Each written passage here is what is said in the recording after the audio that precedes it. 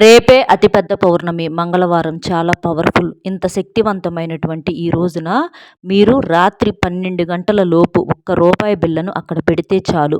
రాత్రికి రాత్రే మీ జీవితం అనేది మారి కోటేశ్వర్లుగా మారతారు. కటిక పేదవారైనా సరే కుబేరులుగా మారాల్సిందే. మీకున్నటువంటి ధన సమస్యలన్నీ కూడా తొలగిపోయి ఆ ధనలక్ష్మి యొక్క కటాక్షంతో మీరు పట్టిందల్లా బంగారంగా మారుతుంది. అంత శక్తివంతంగా ఈ పౌర్ణమి రోజున మీరు చేసేటటువంటి ఈ రూపాయి బిళ్ళ పరిహారం అద్భుతంగా సిద్ధిస్తుంది అని చెప్పేసి మనకు శాస్త్రాల్లో చెప్పడం అనేది జరిగిందనమాట.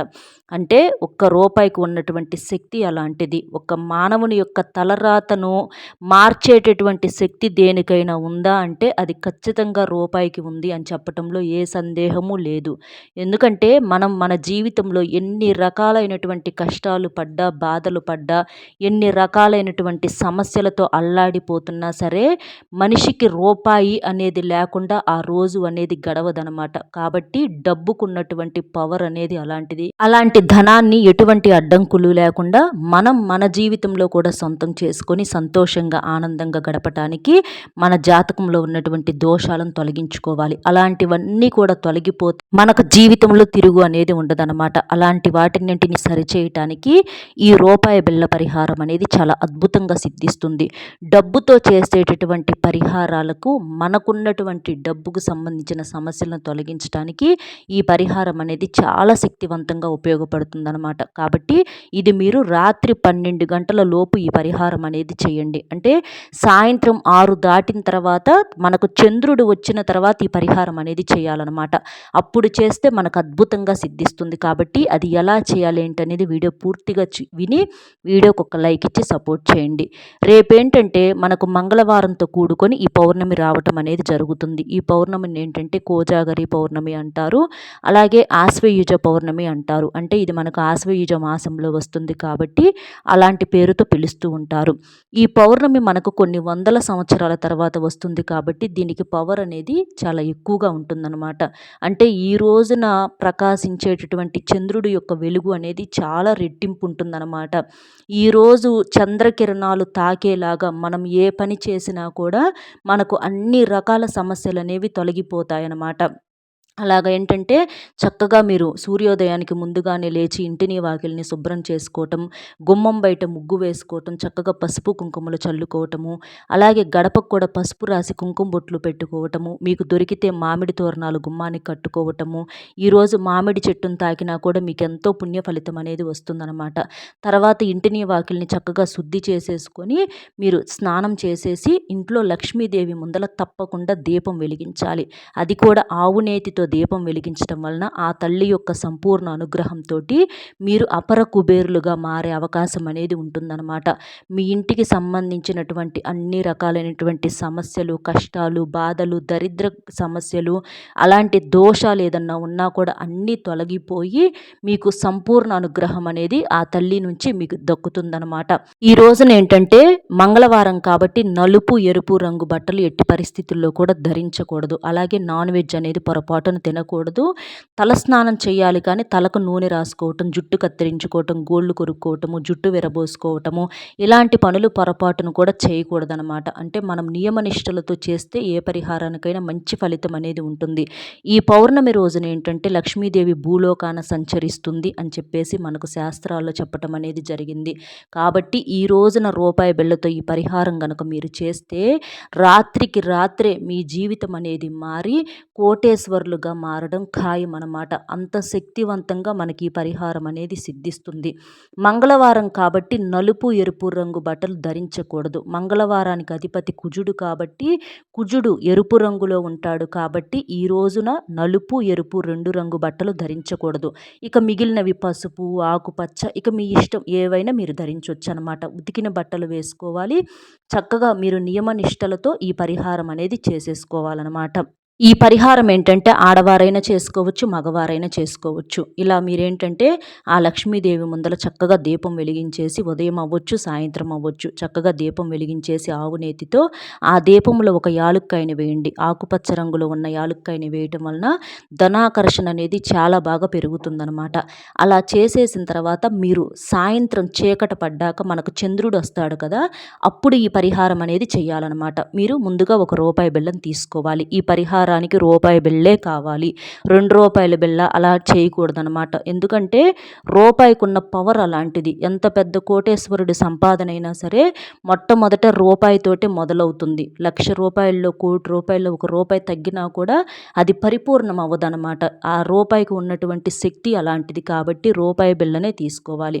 అలా తీసుకున్న తర్వాత దాన్నేంటంటే పసుపు నీటితో శుభ్రంగా కడిగేసేయండి. లేదా పాలతోనైనా క్లీన్ చేయొచ్చు.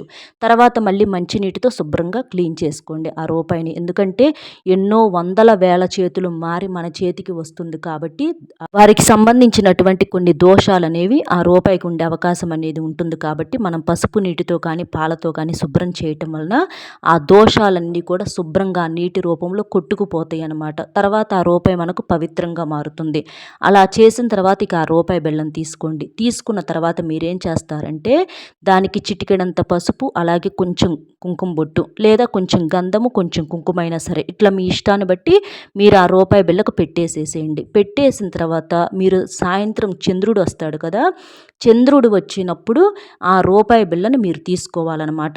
అది ఆడవారైతే ఎడమ చేత్తో పట్టుకోవాలి, మగవారైతే కుడి చేత్తో పట్టుకోవాలి. ఇది కూడా మీరు గుర్తుపెట్టుకోండి. అలా పట్టుకొని మీరేం చేస్తారంటే ఆ చంద్రకిరణాలు తాకేలాగా మీరు డాబా పైన కానీ లేదా బయట ఆరు బయట కానీ చంద్రుడి యొక్క వెన్నెలలో నుంచొని మీరు ఆ రూపాయి బిళ్ళ పట్టుకొని మీరు చక్కగా నమస్కారం చేసుకొని సంకల్పం చెప్పుకోవాలి. అంటే మీరు ఈ పరిహారం దేనికోసం చేస్తున్నారు? మన యొక్క సంపాదన పెరగాలి, మాకు డబ్బు పరంగా బాగా కలిసి రావాలి, మాకున్నటువంటి ఆర్థిక సమస్యలన్నీ కూడా తొలగిపోవాలి, మాకు అప్పులన్నీ తీరిపోవాలి, మంచి ఇల్లు కట్టుకోవాలి, చక్కగా మేము బంగారం కొనుక్కోవాలని ఇట్లా మీకు ఏదైతే సంకల్పం ఉంటుందో ఉద్యోగం రావాలని కానీ పెళ్ళి కావాలని కానీ ఇట్లా ఒక్కొక్కరికి ఒక్కొక్క కోరిక అనేది ఉంటుంది. ఆ యొక్క కోరిక ఏదైతే ఉంటుందో ఆ కోరిక తీరాలి అని చెప్పేసి చక్కగా ఆ చంద్రుడి ఎదురుగా ఆ చంద్రుని వెన్నెల మిమ్మల్ని తాకేలాగా నుంచొని ఆ రూపాయి బిళ్ళను పట్టుకొని చక్కగా సంకల్పం చెప్పుకొని నమస్కారం పెట్టుకోండి. అలా పెట్టేసేసుకొని తర్వాత ఆ రూపాయి బిళ్ళను మీరేం చేస్తారంటే అది బయటే ఉంచేసేసేయాలి. అంటే అది డాబా మీద కానీ మీరు నమస్కారం సంకల్పం చెప్పుకొని నమస్కారం పెట్టుకున్న తర్వాత దాన్ని మీ యొక్క డాబా మీద కానీ లేదా ఆరు బయట గోడ మీద కానీ అట్లా మళ్ళీ చంద్రుడి వెన్నెల కిరణాలు తాకేలాగా ఆ రూపాయి బిళ్ళను అట్లాగే అక్కడే ఉంచేసేసేయాలి. ఆ రాత్రంతా కూడా అలాగే ఉంచేసేసేయాలన్నమాట. అలా ఉంచటం వల్ల ఏంటంటే ఆ చంద్రకిరణాలు రాత్రంతా కూడా చంద్రుడు మనకు రేపేంటంటే చాలా ప్రకాశవంతంగా వెలిగిపోతూ ఉంటాడనమాట. పట్టపగల్లాగా మనకు ఉంటుంది. అలాగా మనం నమస్కారం పెట్టుకున్నప్పుడు ఆ చంద్రకిరణాలు రూపాయితో పాటు మనల్ని కూడా తాకి ఏంటంటే మన శరీరం కూడా ఆరోగ్యంగా అందంగా తయారవుతుంది. అనారోగ్య సమస్యలు ఏదన్నా ఉన్నా తొలగిపోతాయి మనం కాసేపు అట్లా వెన్నెలలో ఉండటం వలన. అలాగే ఆ రూపాయి బిళ్ళను కూడా రాత్రంతా మనం అలాగ ఉంచటం వలన చంద్రకిరణాలు తాకేలాగా ఆ రూపాయికి ఏంటంటే చంద్రుడి యొక్క పరిపూర్ణ శక్తి అనేది ఈ రూపాయి ఏంటంటే గ్రహించుకుంటుందన్నమాట. అంటే ఆ వెన్నెలలో మొత్తం కూడా రాత్రంతా ఉంచటం వలన ఆ చంద్రుడి యొక్క పూర్తి శక్తి అనేది ఈ రూపాయి అయస్కాంతంలాగా గ్రహించి చంద్రుని యొక్క పూర్తి ఆశీస్సులతో శక్తితో ఈ రూపాయి అనేది నిండుకొని ఉంటుందన్నమాట. అలా ఉన్నటువంటి ఆ రూపాయిని మరుసటి రోజు ఉదయాన్నే మీరు చక్కగా స్నానం చేసేసి ఆ రూపాయి బిళ్ళను తీసుకొని వెళ్ళి మీ యొక్క బీరువాలో పెట్టుకోవాలి. మీ బీరువాలో ఎక్కడ మీరు డబ్బులు బంగారము ఇలాంటివన్నీ పెట్టుకుంటారు కదా, ఆ ప్రదేశంలో ఈ రూపాయి బిళ్ళను పెట్టుకోవాలి. చక్కగా కళ్ళకద్దుకొని తీసుకొని ఆ రూపాయి బిళ్ళను అక్కడ పెట్టుకోవాలన్నమాట. అలా ఆ రూపాయి బిళ్ళ ఏంటంటే అలా రాత్రంతా వెన్నెలలో ఉంచటం వలన చంద్రుడి యొక్క పూర్తి శక్తిని గ్రహించి ఉంటుంది కాబట్టి అలా ఆ రూపాయి బిళ్ళను మీ బీరువాలో పెట్టుకోవటం వలన మీకు ధనాకర్షణ అనేది బాగా ఉంటుందన్నమాట. ధనాన్ని ఆ రూపాయి బాగా ఆకర్షిస్తుంది. అంతేకాకుండా మీ ఇంట్లో ఉన్నటువంటి చెడును కూడా బయటికి తరిమి కొడుతుంది. ఆ దుష్ట శక్తులు ఏవైతే ఉంటాయో ఉంటాయో అలాంటి వాటన్నింటినీ కూడా తొలగించి మీ బీరువాలో నుంచి ఇన్నాళ్ళు డబ్బులు తీయటమే కానీ పెట్టడం లేక చాలా ఇబ్బంది పడిపోతూ ఉంటారు. అలాగే కొంతమందికి బంగారం ఉన్న తాకట్టులో ఉంటుంది. అలాంటి బంగారాన్ని విడిపించుకొని మీరు బీరువాలో పెట్టుకునేటట్లుగా, ఇంకా మీరు కొత్తగా బంగారం చేపించుకునేటట్లుగా, డబ్బు మీకు 4 దిక్కుల నుంచి దూసుకు వచ్చేలా చేయటానికి, మీకున్నటువంటి అడ్డుగోడలన్నింటినీ తొలగించి మీకు ఇంటి పరంగా ధనాన్ని బాగా ఆకర్షించటానికి ఈ రూపాయి బిళ్ళ అనేది పౌర్ణమి రోజున చంద్రుడి యొక్క ఆ యొక్క శక్తిని తీసుకున్నటువంటి ఈ రూపాయి బిళ్ళని మీరు బీరువాలో పెట్టడం వలన మీ సుడే తిరిగిపోతుంది. ఇక మీకు అంటే పట్టే అదృష్టాన్ని ఆపటం ఎవ్వరి వల్ల కూడా కాదనమాట. అంత బాగా కలిసి వస్తుంది. అంత అద్భుతమైనటువంటి శక్తులతో ఉన్నటువంటి ఆ రూపాయి మిమ్మల్ని రాత్రికి రాత్రే కోటేశ్వరులను చేస్తుంది అని చెప్పటంలో ఎటువంటి సందేహం కూడా లేదనమాట. అసలు మీరు దాన్ని మీ ఇంటి లోపలికి తీసుకొచ్చుకోండి. ఆ రూపాయిని చూడండి, ఎంత అద్భుతంగా మీకు కలిసి వస్తుందో చూసి మీరే ఆశ్చర్యపోతారు. చేతిలో కానీ జేబులో కానీ రూపాయి బిళ్ళ కూడా లేదనుకున్న వాళ్ళకి మీ పర్సు పగిలిపోయేటట్టుగా డబ్బు అనేది అంత బాగా నిండుకుంటుందన్నమాట. అంత బాగా మాకు కూడా ఇంత లక్ ఉందా, మాకు కూడా ఇంత అదృష్టం ఉందా అని చెప్పేసి ఈ పరిహారం చేసిన తర్వాత నుంచి మీరే ఆశ్చర్యపోవటం అనేది జరిగిద్ది. చక్కగా మీరు ఏమన్నా సొంతింటి కల ఉంటే నెరవేర్చుకుంటారు. భూములు, స్థలాలు, పొలాలు, బంగారము ఇలాంటివన్నీ కొనుగోలు చేసుకోవటం, ఆకస్మిక ధన ప్రాప్తి అనేది కలగటం, అంటే రూపాయి వస్తుందనుకున్న కాడి నుంచి 4 రూపాయలు రావటము, అలాగే అన్నపూర్ణదేవి యొక్క అనుగ్రహంతో మీకు మీ బిడ్డలకు ఎప్పుడూ కూడా ఆ ధనానికి కానీ ధాన్యానికి కానీ లోటు లేకుండా చేయటానికి ఈ పరిహారం చాలా చక్కగా సిద్ధిస్తుంది. ఆ రూపాయి బిళ్ళను మీరు ఎన్నాళ్ళు ఉంచుకోవాలంటే అది మీ ఇష్టాన్ని బట్టి మీరు ఎన్నాళ్ళైనా ఉంచుకోవచ్చు. తర్వాత మీరు ఏదైనా కొనుగోలు చేసుకోవాలనుకోండి, అందులో అంటే బంగారం కొనుక్కునేటప్పుడు కానీ లేకపోతే ఏదైనా భూమి కొనుక్కునేటప్పుడు కానీ ఈ రూపాయి బిళ్ళను అందులో వేసేసుకొని మీరు కొనుక్కోవచ్చు అనమాట. అలా కొనుక్కోవటం వలన మీకు ఉన్నటువంటి కొనేటటువంటి సొమ్ము ఏదైతే ఉంటుందో అవి ఇంకా మంచిగా రేటు రావటానికి, మీరు అలా ఎప్పుడు కూడా కొనుగోలు చేసుకోవటానికి ఆ లక్ష్మీదేవి యొక్క సంపూర్ణ అనుగ్రహం అనేది మీకు పూర్తిగా ఉంటుందన్నమాట. కాబట్టి చక్కగా ఇలా చేసేసేయండి. అర్థమైంది కదండి. రేపు పౌర్ణమి రోజున రూపాయి బిళ్ళతో రహస్యంగా ఈ పరిహారం ఎలా చేయాలి ఏంటి అనేది ఇలా చేశామని చెప్పేసి ఎవరికి చెప్పకూడదు. చెబితే ఏంటంటే పరిహారానికి ఉన్నటువంటి పవర్ అంతా దిగిపోతుంది. అలాగే రూపాయి బిళ్ళను కూడా క్లీన్ చేయకూడదు. అంటే ముందు క్లీన్ చేయాలి కానీ రూపాయి బిళ్ళను వెన్నెలలో పెట్టిన తర్వాత మాత్రం క్లీన్ చేయకూడదు. అలా చేస్తే దానికి ఉన్న పవర్ అనేది దిగిపోతుందన్నమాట. కాబట్టి పరిహారానికి ముందు రూపాయి బిళ్ళను క్లీన్ చేయాలి, కడగాలి. కానీ పరిహారం తర్వాత అంటే మనం చేయాల్సిన ప్రాసెస్ అంతా చేసిన తర్వాత మాత్రం రూపాయి బిళ్ళను కడగకూడదు.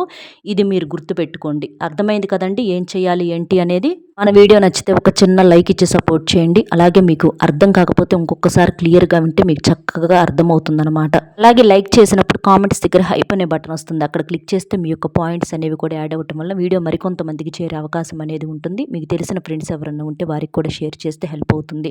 మొట్టమొదటిసారిగా మన ఛానల్ చూస్తుంటే సబ్స్క్రైబ్ చేసుకొని పక్కనే ఉన్నటువంటి ఆల్ అనే బెల్ని క్లిక్ చేస్తే నేను పెట్టే ప్రతి వీడియో కూడా ముందుగా మీకు నోటిఫికేషన్ రూపంలో చేరుతుంది. కాబట్టి ఒక్క లైక్ ఇచ్చి మరింత మందికి వీడియో అనేది చేరేలా చేస్తారని చెప్పి, అలాగే ఇంత విలువైనటువంటి సమాచారం తెలియజేసినందుకు గాను ఒక్క లైక్ ఇచ్చి సపోర్ట్ చేస్తారని చెప్పి మనస్ఫూర్తిగా కోరుకుంటూ మరొక మంచి విశేషంతో మళ్ళీ కలుద్దామండి. కామెంట్ బాక్స్లో వచ్చేటప్పటికి ఓం ధనలక్ష్మియే నమః అనే కామెంటింగ్ చేయటం వలన ఆ తల్లి యొక్క అనుగ్రహంతో మీరు అష్టైశ్వర్యాలతో ఆరోగ్యాలతో తొలతూగుతారని చెప్పి మనస్ఫూర్తిగా కోరుకుంటూ మళ్ళీ కలుద్దాం. సర్వేజన సుఖినో భవంతు. ధన్యవాదములు.